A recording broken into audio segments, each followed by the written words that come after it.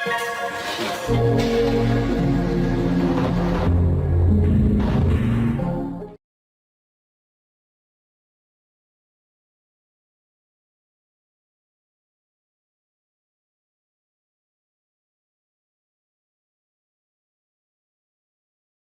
would like to continue the opening years, continue actually with the impulse that has been set into the room here. It's a great pleasure to have you here with us, Deborah. It's my pleasure to be here, thank you. And it's very interesting, I mean, Deborah, not only in your career as a dancer, you had a chance to really work with some of the creative geniuses in the dance world. This is somebody who's gone on from the dance profession into leading as the creative director of the Royal Opera House and now into the creative cultural partnerships at King's College London.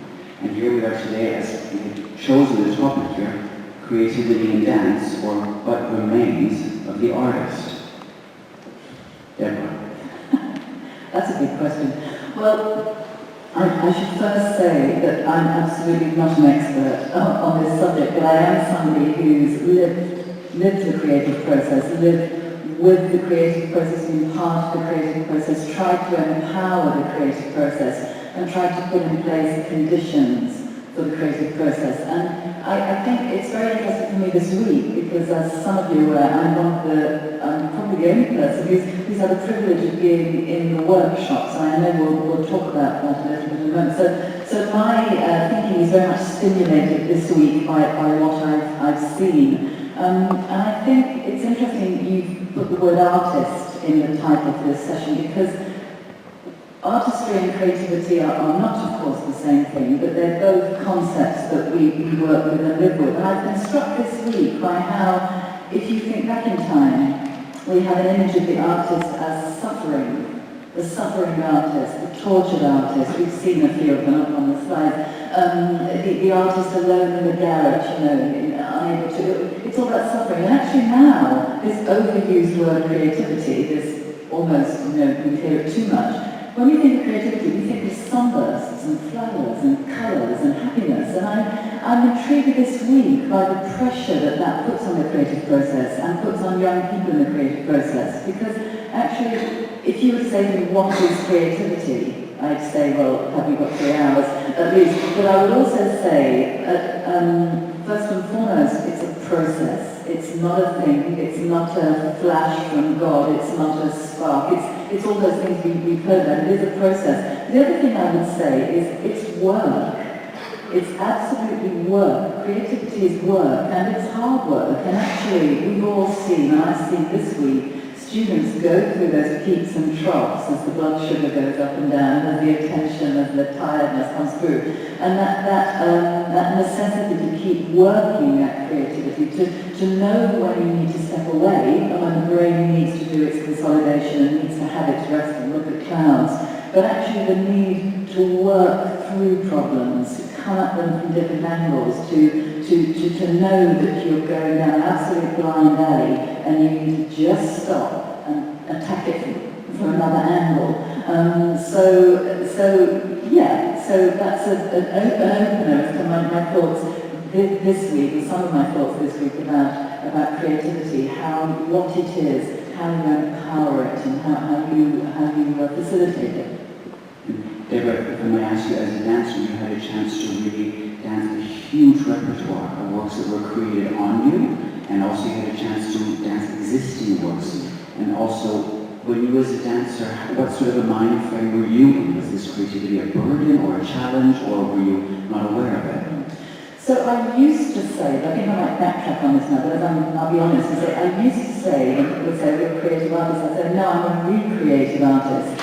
Because actually, a lot of my time was spent recreating the great works of the past, Sleeping Beauty, Swan Lake, etc., etc. And I think probably with a wider understanding that I have now of what creativity is, I think I'm being unfair to myself, because every time you put your legs into fifth position, actually you're doing something creative. So I think, but I think there is a big difference in dancing those works that have an existing format, of course, as opposed to ones you make. And I do think that there's an inherent potential contradiction in the notion of a training that leads to right or wrong. And I know that I'm speaking here with a hugely enlightened group of teachers, so none of this applies, of course, but in a less than optimum environment, there is the potential for the teacher to take the role of expert and to pass on the exact way to perform ballet movements. I don't think I'm saying anything that you haven't heard before. So as a dancer, I was conscious that this was right and this was wrong. And this was right and this was wrong. And that's very interesting when you start to think about the creative process and how the role of the internal judge, which we all carry so strongly within us, I think particularly dancers, this internal judge who is always evaluating and often criticizing our performance, is in a way an anathema. It's contradictory to the creative process. And I think as a dancer, I always say that I was glad that I met Forsyth and Wayne McGregor later on in my creative life, my dancing life, because by then I had ticked off the frottés, I ticked off the Rosa I ticked off those big ballets, and I was happy to let my hips, my bum stick out, on my elbows restore, on my wrists, on my ribs, whereas actually, when I was younger and was struggling for exactitude and correctness, that was more puzzling. And I think, that's one of the things I've observed this week too, is the challenge when you're still striving to meet the ideal that you've either put in your head or the teacher's put in your head. How do you divert from that without just going into wild, kind of hickey mode because I'm being modern now? I think there's an inherent dilemma. So I was glad that I had the opportunity to work with Wayne. With Billy, we didn't make anything. He was going to make a work on us, and actually it was the wrong time for him to be doing that, and it was the wrong time for the company. And in fact, it worked out brilliantly for me because he came and set text on me, and I also, because he carved out 6 weeks to make a new piece, he actually came and rehearsed me for 6 weeks in that ballet. So it was absolutely the best period of my life. And it meant that ballet lived in me in a way that no other ballet did. But my creative work came. I worked with people. I worked with Macmillan and created roles with him in what I would call, and forgive me, but a more conventional fashion, that the choreographer suggests the movement and you try it and you build and you do it the other way. But the choreographer sits at the front, it's slightly hierarchical, the dancer takes the floor. Then I worked later on, particularly with Siobhan Davis, who is a contemporary choreographer, and then Wayne. And actually what I found really fascinating there was the breakdown of the hierarchy between the creator, the guru, the master, and the dancers. So particularly with Wayne, I was struck, and I was struck in some of the workshops too, that very often when a class or rehearsal starts, you'll recognise this, there is a void in the middle of the studio. The dancers huddle at the back, waiting to be told what to do, and the teacher probably stands at the front. And with Wayne, he never ever allowed that space to develop. Wherever we went, he went. So that actually it was truly a democracy. Of course it wasn't, because in the end he took the decisions, but the creative process was democratic. And we were all equally engaged and equally responsible. And that was a huge learning process for me. And do stop me if you want to ask questions, because I'll just keep talking otherwise. No, I think it's great we're hearing about the creative process. What I think also we should probably touch upon is not only the creative process in itself, but all those moments when we have to be creative because exactly you forgot the steps, your partner's not there, you got injured on stage, all those other, not just creativity as the choreographers here, let's be creative, it's actually, I think that's such a huge part, especially as a dancer, you've got to be so spontaneous and creative in solving problems. I think that's right. I finally, I had this title at the Opera House for 10 years, creative director, and it's a great time. They're appearing all over the place now, as somebody pointed out to me. Burberry has a creative director, and the BBC has a creative director, and it's a great job, and nobody ever quite knows what we all do. But I would define it in the end as what I did was creative problem solving. So, and I think this is very much a component of creativity, so that you don't see, I mean, it sounds cliche, doesn't it? So often as managed does. You don't see the problem as a problem, you see it as an opportunity, and you perhaps see connections where other people might not. And I think the connecting up the two sides of our brain, and forgive me, this is really simplistic, but you know, we have one side which is better at intuition and a big picture, and then we have the other that's detailed and you know wants to nail everything.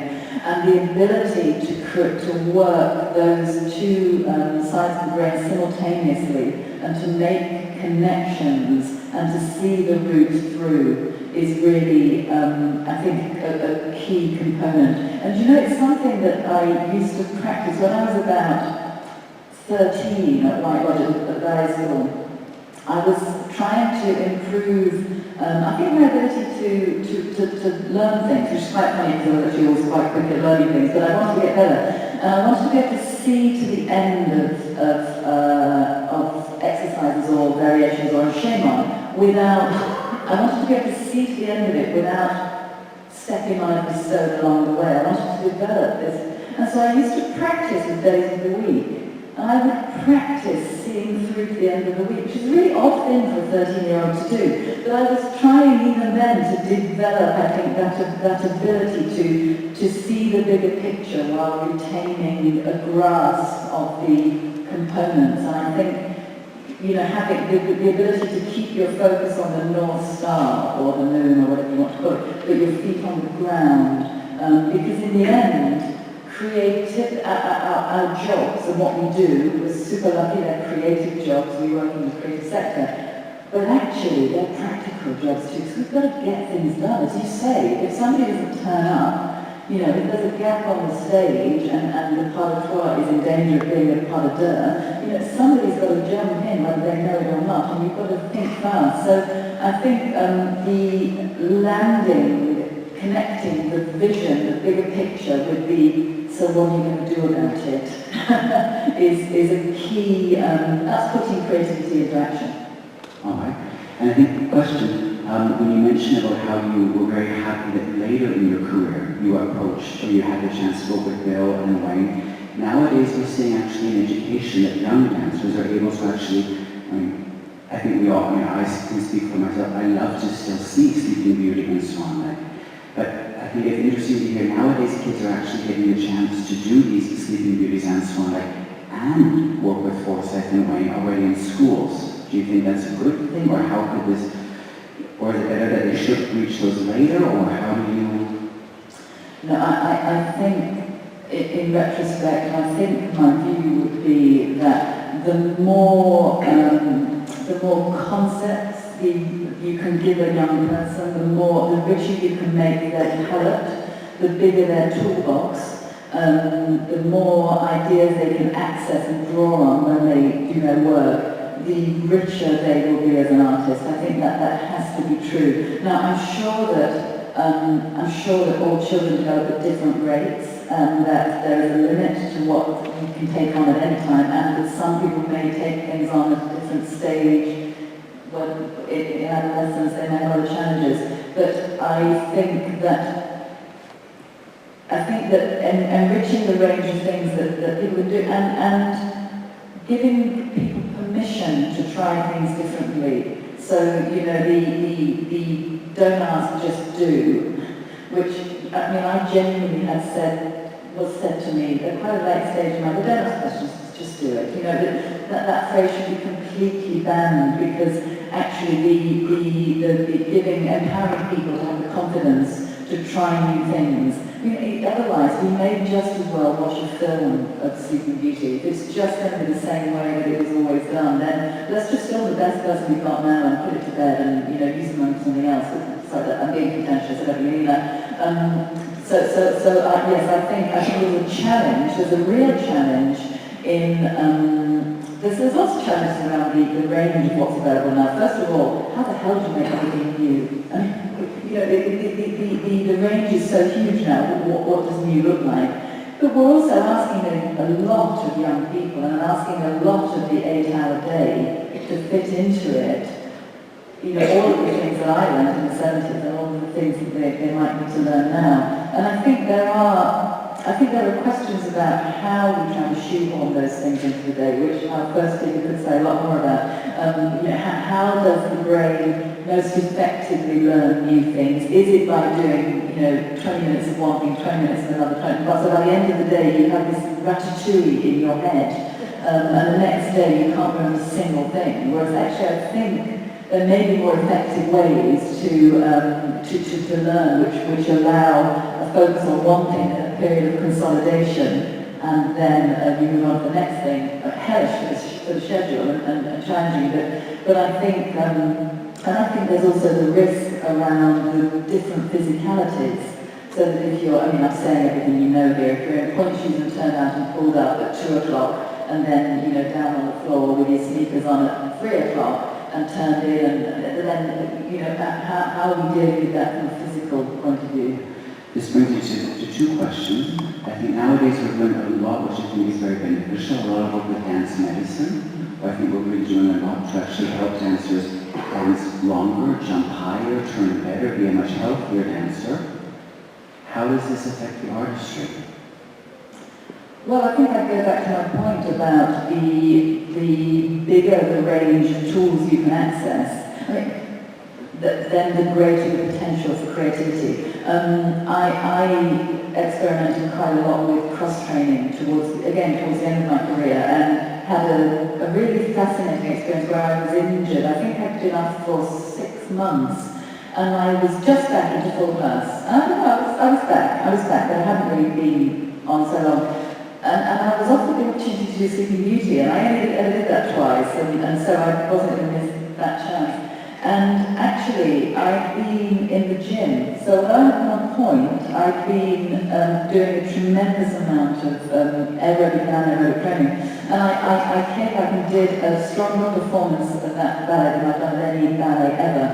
So I became quite interested in the potential to build strength, fitness, the physical components, without being in the studio. So I think in my early training, we'd always thought that you had to build the strength of the role while you were building the technique for the role. The two were the same. You did the rehearsal, you built the technique and the strength at the same time, and the artistry. But actually, that experience showed that I could come in with a very, very fit pump, i.e. my heart, and then spend much less time on the technique. So I think it should increase the potential for artistry. And I do think, I'm getting into a contentious subject here, but I'm conscious that we're always looking for choreographers who are working very much in the classical idiom now. There's perhaps more choreographers who are working outside the classical idiom.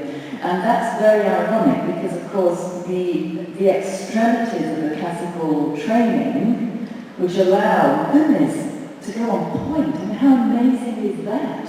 That they allow them to leap in the air and stay up there and to hold legs at extreme heights. Those things are impressive or not, but they are incredible movement tools. And actually, they're extreme movement tools, and so they should be empowering greater creativity. Yeah.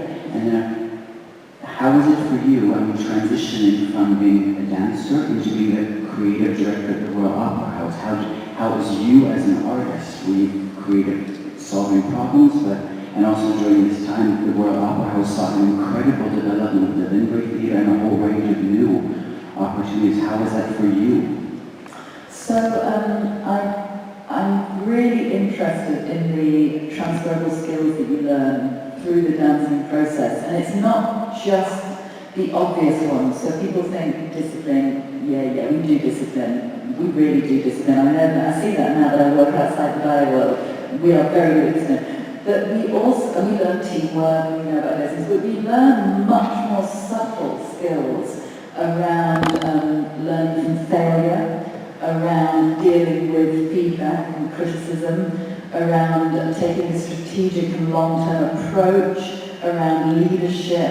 And these are all the skills and qualities that now, when I'm employing people to do whatever they need to do for me, not artistic things, those are the qualities that I'm really looking for, because anybody can learn Word, anybody can learn spreadsheets and PowerPoint, but actually the things you learn in the dance environment, personal skills, interpersonal skills, you learn about this constant tussle between heritage, chaos and structure maybe. How do you ensure that heritage is not a straitjacket, but it's a springboard to the future? How do you make sure it's not a millstone around your neck?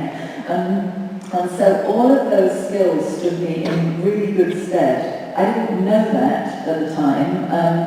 What I did have was a very, very strong vision of what I thought the opera house needed to do. Sounds really bold, doesn't it? But I was very conscious that it needed to be more connected to the wider artistic community, to be more permeable, to be more responsible as a national institution. And I thought I could see ways that we could do that. I wanted to bring the creativity in the independent dance world in particular into the organisation, because I'm very fascinated, I know there's a panel on this later, about what happens within institutions. So the writing around institutions says that when you become an institution, you value more the thing that you are than the thing that you do. You forget about the thing that you do, and you think about what you are, your kind of reputation. And you become impermeable. And what we had in the UK at the time was a very vibrant dance ecology, hugely vibrant, independent sector. And in the opera house it was challenging, because for all those reasons you know, all those reasons, long-term planning, the critics, the board, the funders, the stakeholders, the need to make the books balance, the need to attract, all those things.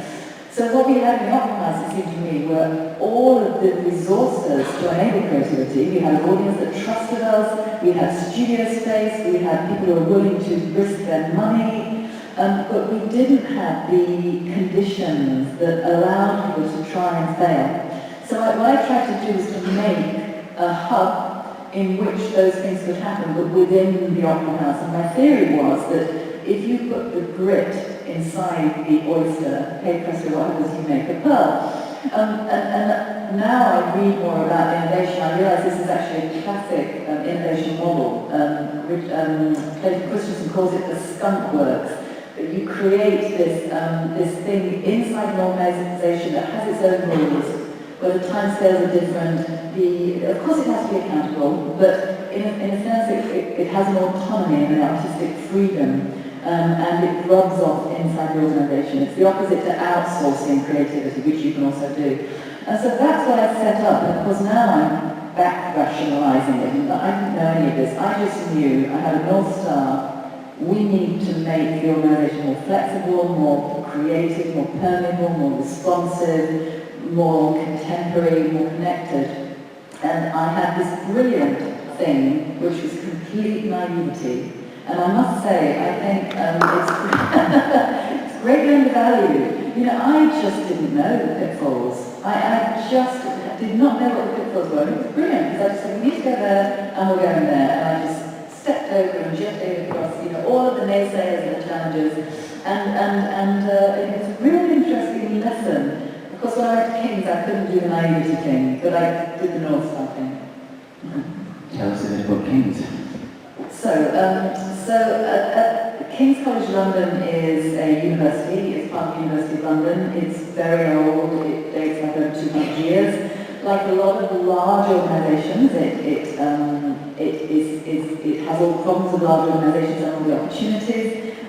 It had identified that for lots of reasons it needed to connect more effectively with the cultural community. And really that was for 6 or 7 reasons. A better experience for students, new learning opportunities, new skills development, new opportunities for academics to demonstrate the impact of what they do, so getting the research off the paper and to work in the sector. New opportunities for academics to work across disciplines, because of course culture and the arts are interdisciplinary, it's a given. New ways for the college to build its reputation, and new ways to engage a broader public. So public engagement, which is something we all know about now in the arts, is a bit new in universities. So culture was a way that it could meet these objectives, but they needed some direction and focus. So I advertised for this role of Director of Cultural Partnerships, and I took it on.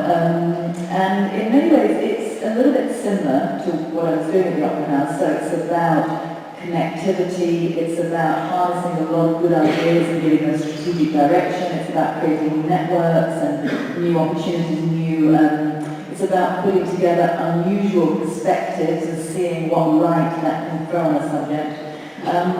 And we're 2 years, I've been there 2 years, and the hubs that I've established are, one of them is a year old. And it's been fantastic. For me, it's been personally a great learning experience because I had my entire career in one organisation, and I've done different roles, but in one organisation.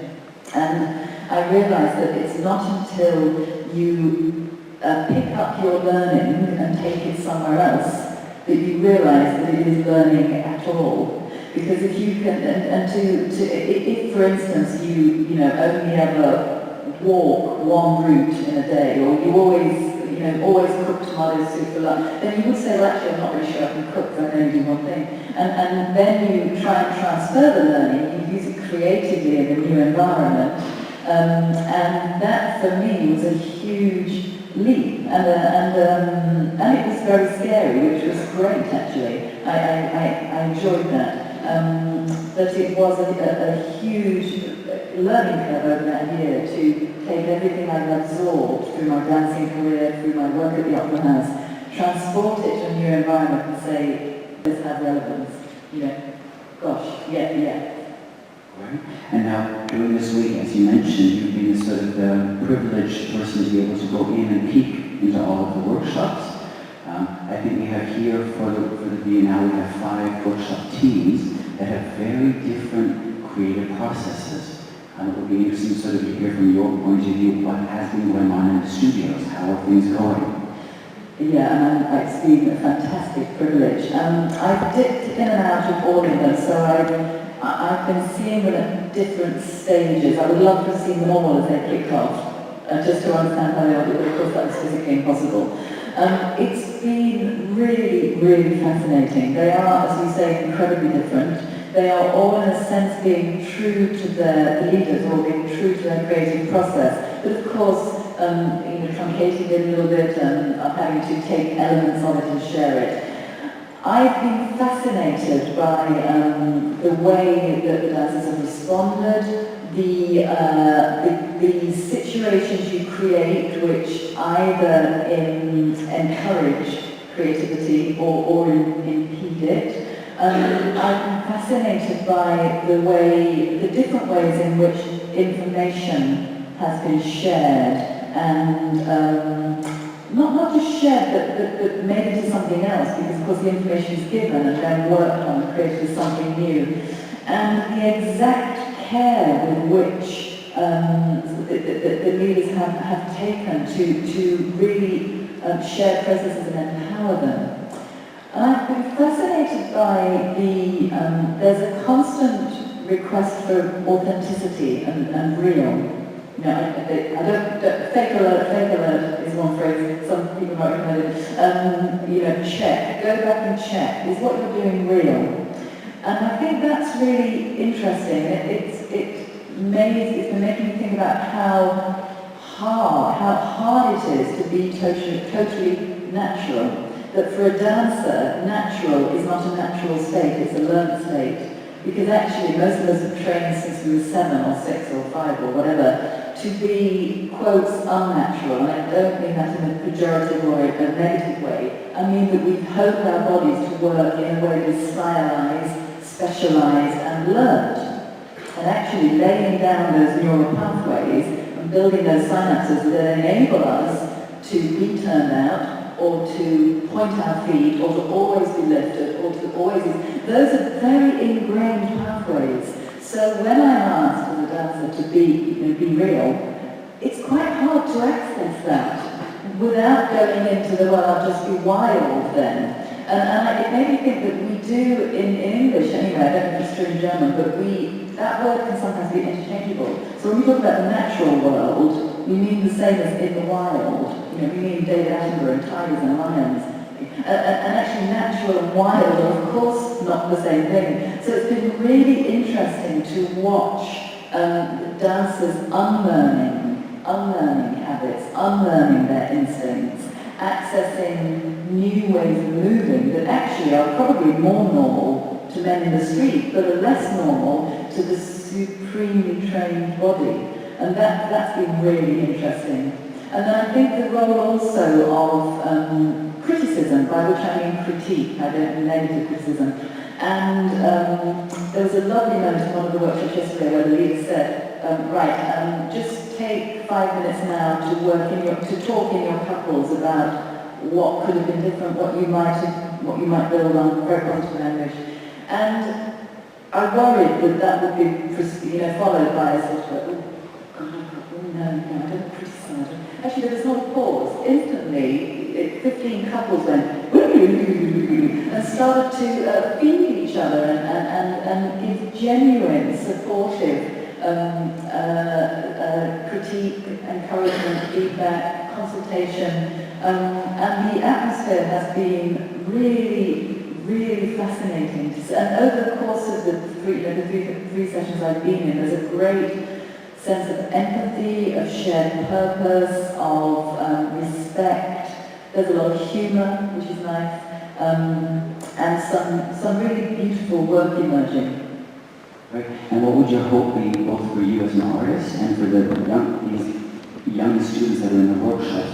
What would your greatest hopes and aspirations be for the future of the artist in dance? That's a big question. Is that the last one?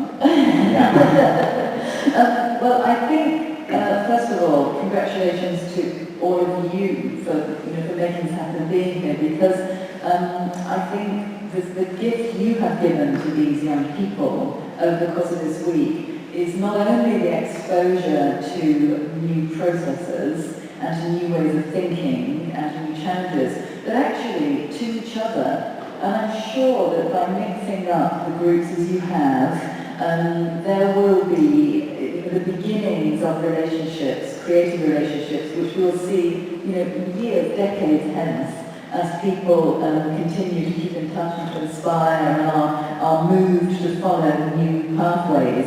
So I think what would I hope for any artist in the future?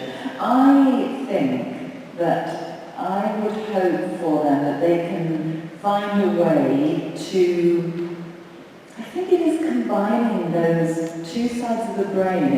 It's giving space to the artist and the judge within us, so that they continue to explore their own creativity. They're true to themselves, and they shouldn't put up with bad behaviour. They should be rigorous with themselves, but rigorous with the people around them, and ensure that there's always an atmosphere of respect and an atmosphere in which people are empowered to try things, and so to be part of a creative atmosphere where people are empowered to do things. But to keep that judge, that internal judge, alive but in check, so that the judge and the artist are walking hand in hand and each has an equal voice. Great. Well, on this note, we actually have a short coffee break, and then we continue at 3:15 with the panel on how creative are our institutions. And then I would like to thank very much both Deborah and Dr. Malte as our two keynote speakers, and we'll see you after the coffee break.